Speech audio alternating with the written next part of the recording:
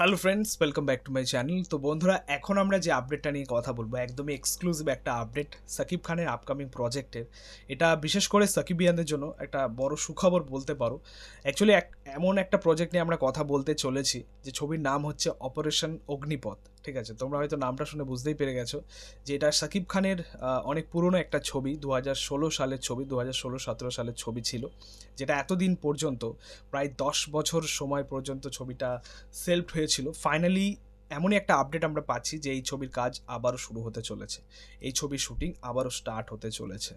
Actually ঘটনাটা যেটা আমরা জানতাম যে 10 বছর আগে এটা সাকিব খান ভার্সেস প্রোডাকশন হাউসের মধ্যে একটা লড়াই, বা সাকিব খানের উপরে বিভিন্ন রকম অ্যালিগেশন চাপানো হয়েছিল, সেটা আমরা বিভিন্ন জায়গা থেকে আর কি খবর পেয়েছি।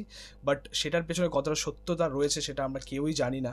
বাট যাই হোক, বিভিন্ন কারণে ছবিটা সেলফ হয়ে গেছিলো, ছবিটার মুক্তি পায়নি। এখন যেটা আপডেট পাওয়া যাচ্ছে যে একটা আশার আলো আমরা দেখতে পাচ্ছি, ছবিটা খুব শীঘ্রই কিন্তু মুক্তি পাবে। অবশ্যই তার আগে আমরা জানি যে এই বছর সাকিব খানের সোলজার রয়েছে, খুব সম্ভবত আগে প্রিন্স মুক্তি পাবে, সোলজার হয়তো পোস্টপন্ড হয়ে যাচ্ছে, প্রিন্সের পরেই হয়তো সোলজার মুক্তি পাবে, এমনই একটা আপডেট, এমনই একটা আভাস আমরা পাচ্ছি মেকার্সদের তরফ থেকে। বাট আমরা এই মুহূর্তে দাঁড়িয়ে যে আপডেটটা পেলাম অপারেশন অগ্নিপথ নিয়ে, অ্যাকচুয়ালি এটা বেশ এক্সাইটিং একটা আপডেট। কারণ আমি তোমাদেরকে এই ছবিটা নিয়ে একটা ভিডিও করেছিলাম, সেখানে তোমাদেরকে জানিয়েছিলাম যে এই ছবিটা আসার খুবই দরকার আছে। কারণ একটা হার্ডকোর অ্যাকশন ছবি ছিল, ছবির কিন্তু টিজারটাও মুক্তি পেয়েছিল, ভালো অ্যাপ্রোচ ছিল, এবং ছবির শুটিং হয়েছে অস্ট্রেলিয়ার, অধিকাংশ শুটিং হয়েছে অস্ট্রেলিয়া, মানে এমন একটা গ্র্যান্ডারের ছবি, এমন একটা স্কেলের ছবি। সেই সময় দাঁড়িয়ে জাস্ট ভাবো, 2016 সালে এরকম একটা ছবি হচ্ছিল যেটা সেই সময় মুক্তি পায়নি, বাট ছবির অ্যাপ্রোচ কিন্তু বেশ ভালো লেগেছিল। তো সেরকম একটা ছবি যদি মুক্তি পেত, আমার মনে হয় ছবিটা বেশ ভালোই সাড়া ফেলতো। বাট যাই হোক, বহুদিন পরে আবারও সেরকম একটা আপডেট পাচ্ছি যে ছবির কাজ আবারও শুরু হতে চলেছে। এই ছবিতে পরিচালক হিসেবে ছিলেন আশিকুর রহমান, এবং মেন হিরোর চরিত্রে আমাদের সাকিব খান ছিলেন। তো সেই জুটি ফিরছে, ডিরেক্টর হয়তো আশিকুর রহমানই থাকবেন, এবং আমাদের মেন হিরো হয়তো সাকিব খানই থাকবেন, ভিলেনের চরিত্রটায় মিশা সওদাগরই থাকবেন।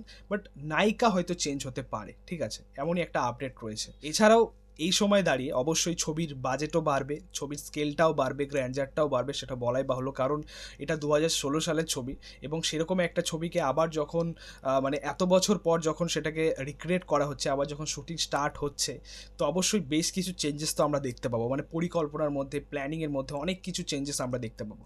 হয়তো প্রোডাকশন হাউসও চেঞ্জ হতে পারে। অ্যাকচুয়ালি এটা বলাই বাহুল্য যে এই ছবিটা 10 বছর আগেকার একটা ছবি, 2016-17 সালের একটা ছবি। তো সেই সময়কার ছবির যেরকম লুক অ্যান্ড ফিল হতো, বা যেরকম ধরন, বা যেরকম মেকিং হতো, অবশ্যই সেটা এখনকার ছবির সাথে আকাশ পাতালের ডিফারেন্স থাকবে। তো সেগুলো অবশ্যই মেকার্সরা মাথায় রাখবে আশা করছি। যদি এমন হয় যে প্রোডাক্টটা একদমই রেডি আছে, সেটাকে এই মার্কেটে এসে মুক্তি দেবে তারা, তো সেটা একদমই ওয়ার্ক করবে না।